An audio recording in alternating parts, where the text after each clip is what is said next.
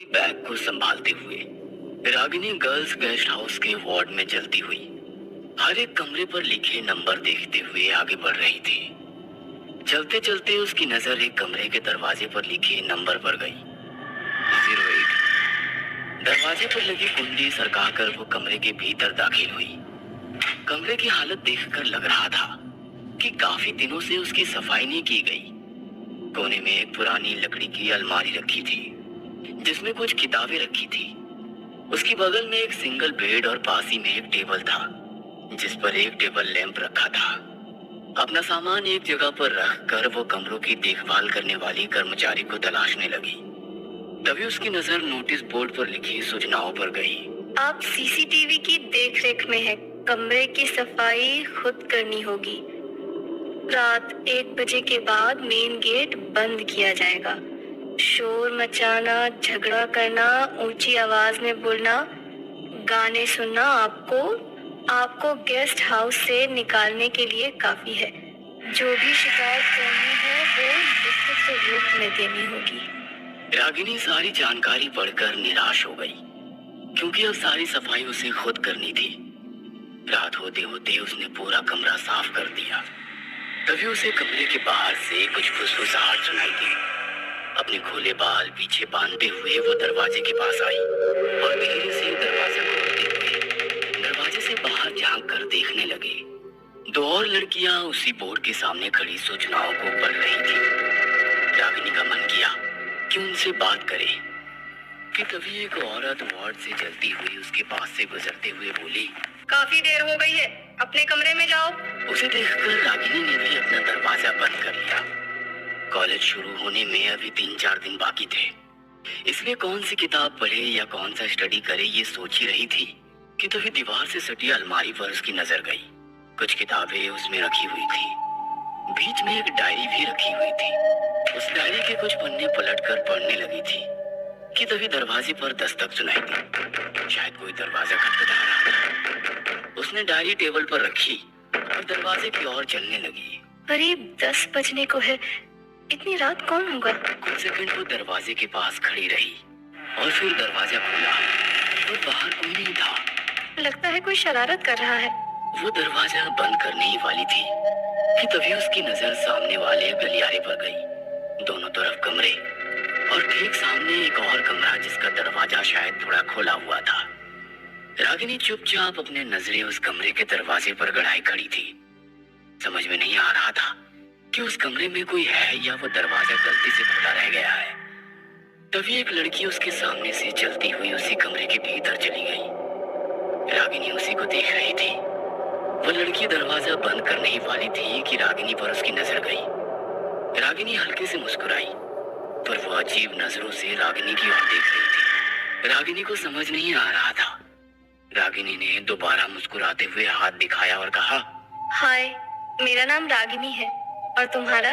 पर सामने वाली उस लड़की ने बगैर कोई प्रतिक्रिया दिए झट से दरवाजा बंद कर दिया। उसकी ऐसी हरकत से रागिनी को थोड़ा बुरा लगा। अपना दरवाजा बंद करते हुए रागिनी अंदर गई। कैसी घमंडी लड़की है। दिन भर की भागदौड़ से पूरा शरीर थक गया था। थकान दूर करने के लिए बाथरूम में जाकर वो नहाने लगी। शावर का पानी अपने चेहरे पर लेते हुए आंखें बंद कर ली। काफी शांत लग रहा था। आवाज थी तो केवल चेहरे पर गिरती पानी की ठंडी बूंदों की, पर वो शांति कुछ ही देर में खत्म हो गई। उसे किसी की आहट महसूस होने लगी। आहट या आवाज जो उसके कमरे के बाहर से आ रही थी। हाथ आगे बढ़ाकर उसने धीरे से शावर बंद किया और अपनी सांसें रोककर उस आवाज को सुनने की कोशिश करने लगी। किसी की फुसफुसाहट की आवाज, जैसे कोई धीमी आवाज में वो ऐसी आवाज। शरीर में टॉवेल लपेटते हुए उसने बाथरूम का दरवाजा खोला और दबे कदमों से बाथरूम से बाहर निकलने लगी। एक जगह पर खड़ी वो पूरे कमरे को अच्छे से देखने लगी। कभी दाएं कोने में कभी बाएं तरफ कुछ भी नहीं था। तभी उसकी नजर बेड पर गई। उसके दिल में अजीब सा डर घर करने लगा। क्या कोई बेड के नीचे छुपा है? दबे कदमों से बेड के पास पहुंच गई और अपने घुटनों के बल बैठकर एक हाथ बेड पर रख दिया। बेड से नीचे लहराने वाली बेडशीट को धीरे से हटाते हुए वो बेड के नीचे झांकने लगी। बेड के नीचे हर कोना अच्छे से दिखा। तभी उसे लकड़ी का छोटा स्टूल पड़ा दिखाई दिया, पर उसके अलावा बेड के नीचे कुछ भी नहीं था। कमरे के भीतर फैले गहरे सन्नाटे के बावजूद रह रहकर किसी की आहट उसे लगातार महसूस हो रही थी।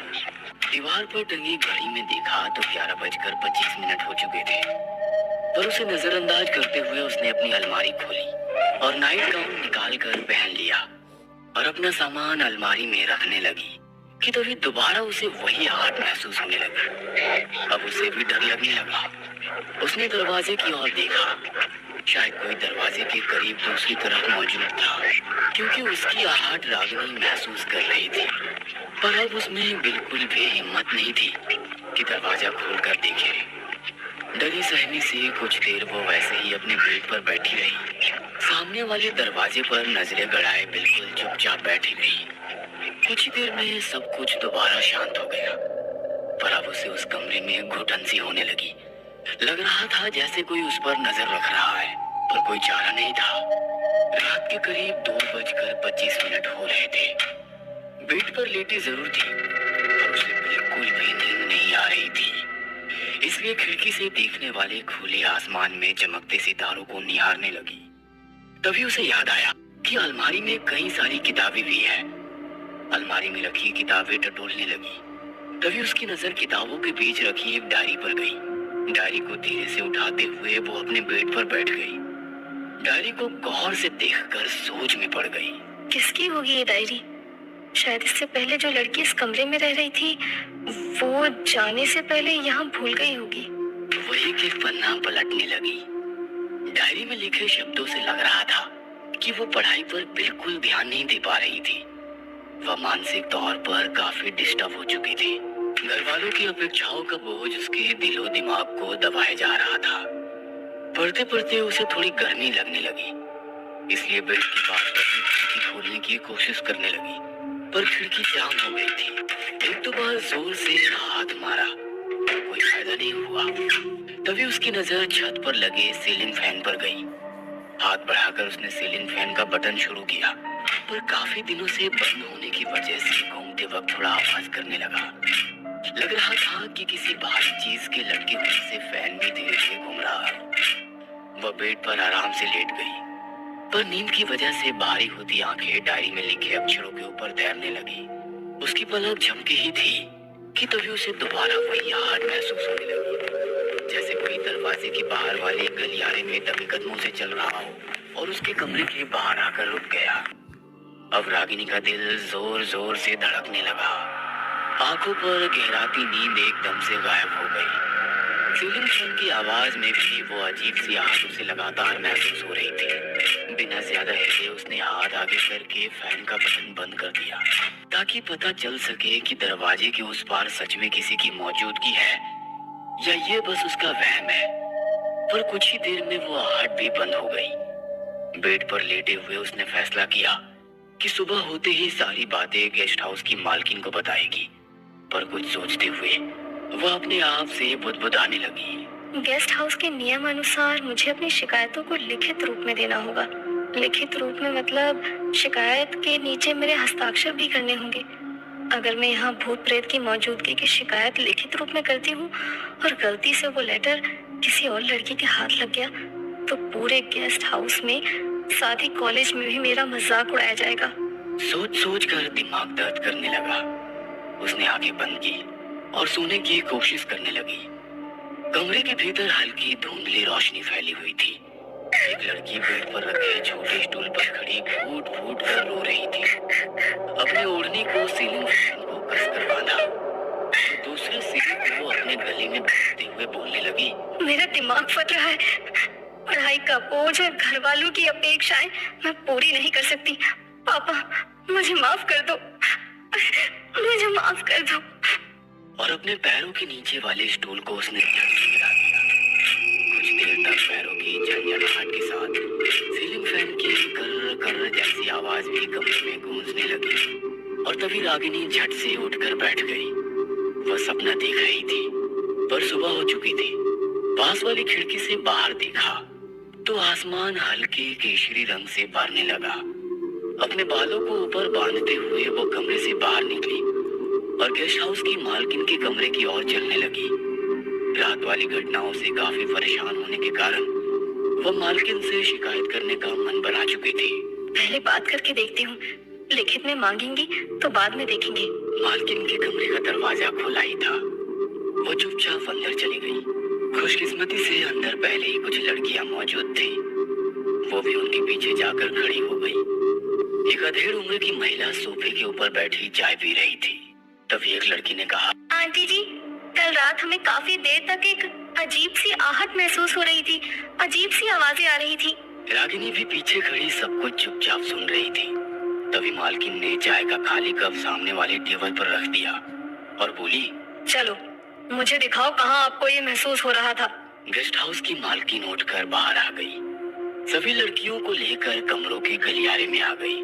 तभी सामने वाले कमरे के आधे खुले दरवाजे से एक लड़की झांक कर देखने लगी। जैसे उसे सब कुछ पता था, इसलिए वो सब कुछ चुपचाप देखे जा रही थी।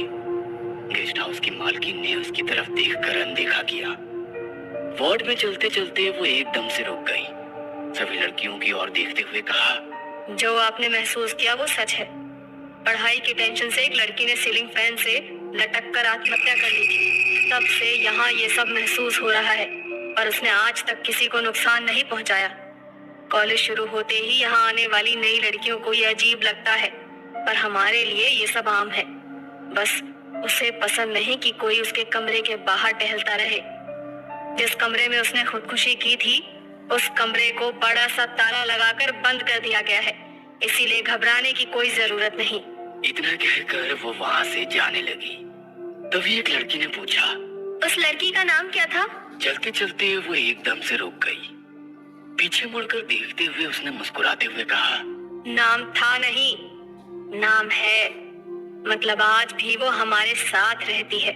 मैडम चली गई और सामने वाले कमरे से झांकने वाली लड़की ने बाहर आकर उन लड़कियों से पूछा, मुझे पता है तुम लोग मैडम से क्या शिकायत करने गई थी, पर ये मेरे लिए आम हो गया है। 2 साल से मैं यहाँ हूँ। इस कमरे से कभी बाथरूम के शावर की आवाज आती है, कभी खिड़की का दरवाजा खटखटाने की आवाज आती है और कभी सीलिंग फैन शुरू होने की आवाज आती है। वो आज भी इस कमरे में रहती है, पर कभी किसी को नुकसान नहीं पहुँचाती। बस उसे सिर्फ एक चीज पसंद नहीं। वो क्या? एक लड़की ने पूछा। उसने धीरे से उस लड़की के कान में बताया और चली गई। बाकी लड़कियां भी उसे पूछते हुए उसके कमरे में चली गई। उन सब की तरफ देखते हुए रागिनी ने कहा, बस कोई मेरे कमरे के दरवाजे के बाहर खड़ा होकर ताका झांकी करे, ये पसंद नहीं। इतना कहकर रागिनी उस ताला लगाकर बंद किए गए 8 नंबर कमरे वाले दरवाजे से आर पार चली गई।